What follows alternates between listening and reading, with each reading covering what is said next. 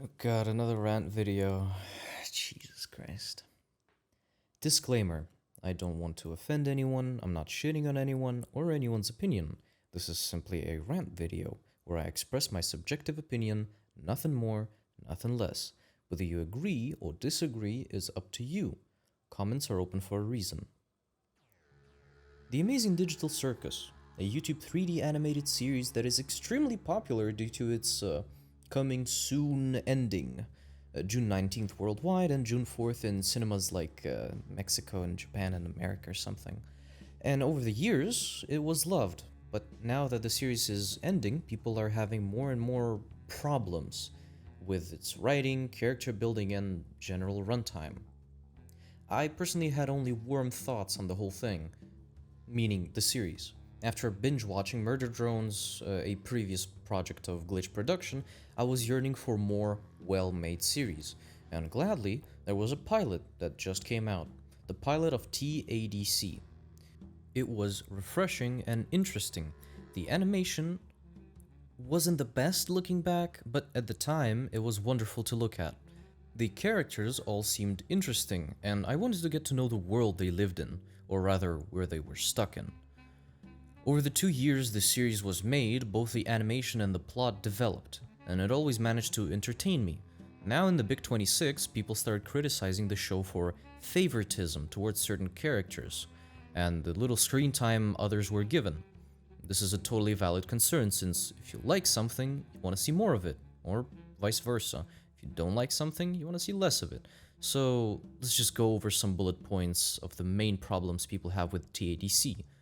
Or at least the ones that I see on my For You page on TikTok. Jax. People really hate that he's getting a lot of screen time. Wonder why a creator has a favorite character and the creator develops that character and gives the character a lot of runtime in the show. Anyway, man do I love this guy.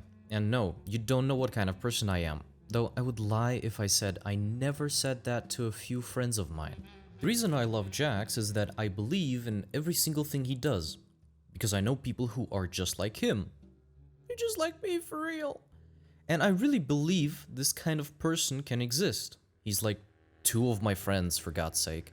And I believe that if a character is believable, meaning you can believe that a real person would do something like that, this mostly applies to a human-based character, no Looney Tunes, Bugs Bunny stuff or whatever.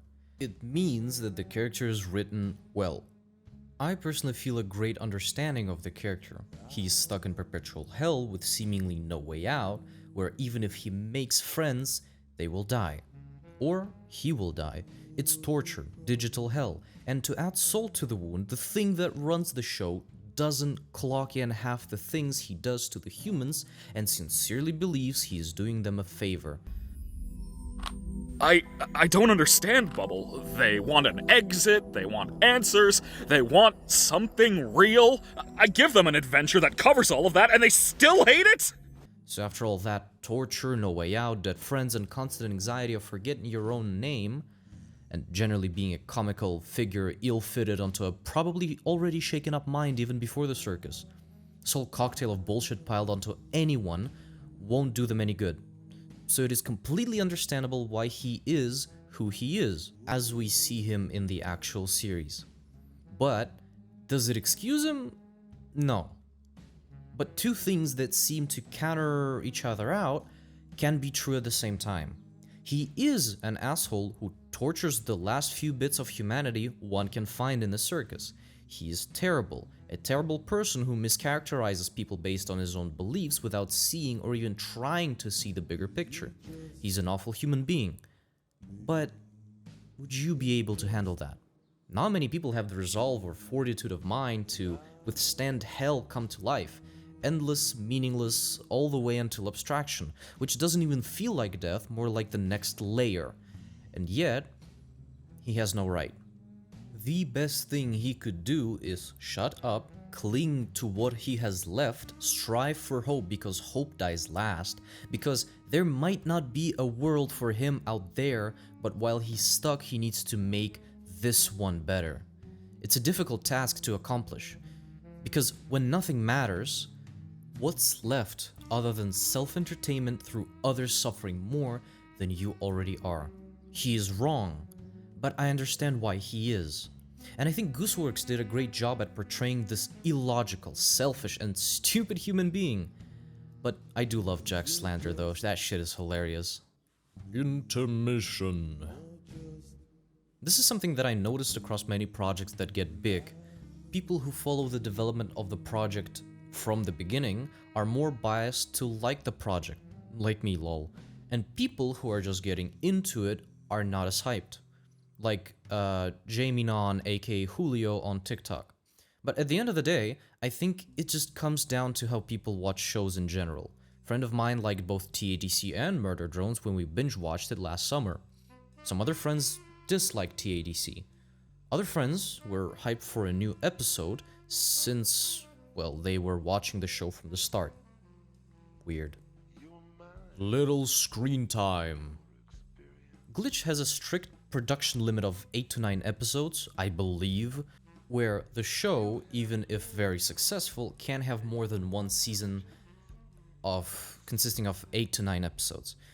People feel like that's very little runtime, but I believe that 9 episodes, 30 minutes each, except for episode 9 for Digital Circus, like an hour long, holy fuck.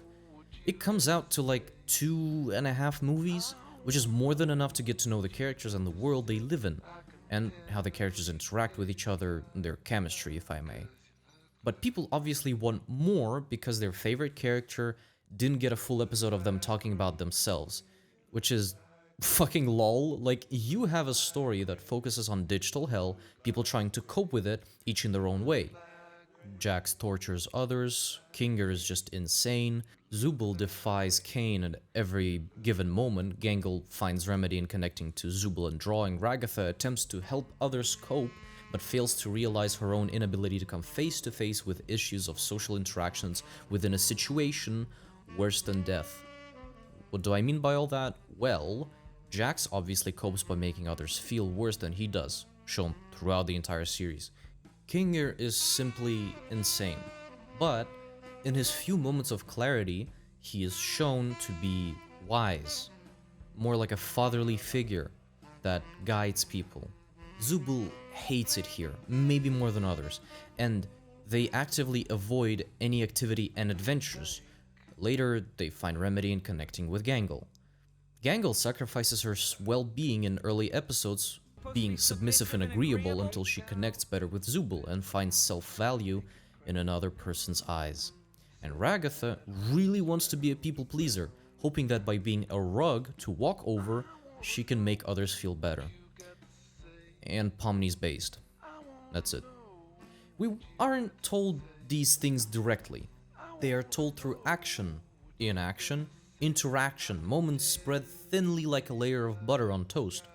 We have to watch the series to understand the characters, and everyone has their own interpretation. And this figure it out yourselves motto is a great backbone of a show. You can't physically cram in all the things about everything and everyone. But the things already given provide enough information to form your own thoughts on the show, characters, and the world. People also really want to see more Ragatha, as if she hasn't been there the entire time, voicing her opinion, being a character in the show, and also a well-written human being with her own flaws at that. There's a great TikTok ranter, by the name of It's DG Chiaka, who I might not agree with all the time, but she certainly puts a great perspective on the show and some of its problems, writing-wise, that is. Some of my points might cross with her points, but that's because I've only seen her a few times and I might unconsciously put a point I agree with her on into the script. Anyway, check her out, she's pretty based. Side note, people who want to see more Ragatha because there's apparently a shitload of you confuse me, because I believe we've seen enough of her throughout the show, and we've seen enough of how she acts towards Jax and Pomni, the two main characters, to understand her through these interactions, and how these interactions actually evolve throughout the show, especially towards Pomni. It honestly felt like there was a lot more to talk about, but the topics that are left are fandom cringe and fandom is full of snowflake liberal sissies. Which is funny, but like, when will Twitter and Reddit understand that you can't expect great insight from 13-year-olds? Of course, peeps on the younger side are emotional. I was too. I was a train wreck of emotion when I was on Undertale Amino when I was like 13 and 14. Ugh, just remembering that makes me feel... Ugh. Like, did you people forget how you were when you were that age?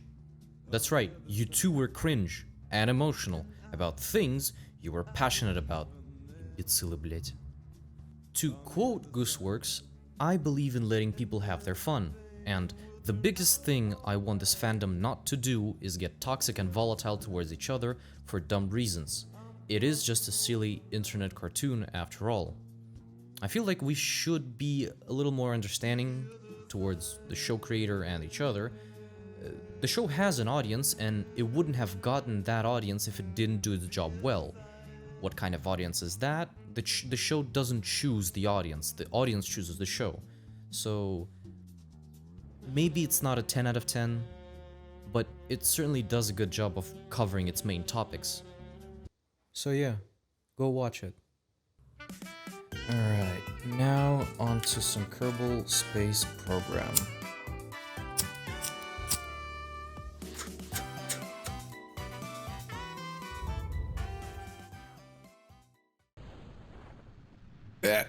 Тихо, блять, я не то нажал. Блять.